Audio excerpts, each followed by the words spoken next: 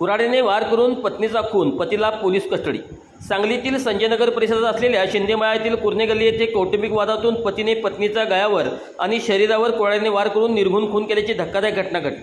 सदर खुनाची घटना ही आज शुक्रवार दिनांक 16 मे रोजी पहाटे 5:45 वाजण्याच्या सुमारास घडली। अनिता सीताराम काटकर वय वर्ष 60 राहणार कुर्णे गल्ली शिंदेमळा सांगली असे खून झालेल्या महिलेचे नाव आहे। सदरचा खून करणारा संशयित पती सीताराम रामचंद्र काटकर वय वर्ष 65 याला संजयनगर पोलिसांनी अटक केली आहे।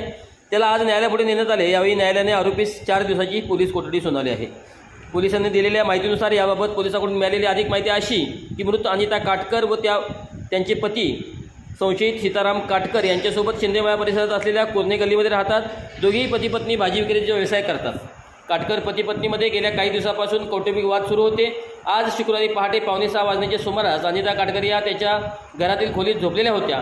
त्यावेळी संशयित पती सीताराम काटकर यांनी कुऱ्हाडीने गळ्यावर व मानेवर आणि पाठीवर वार केले। या हल्ल्यात अनिता काटकर जागीच मृत्यू झाले आहेत।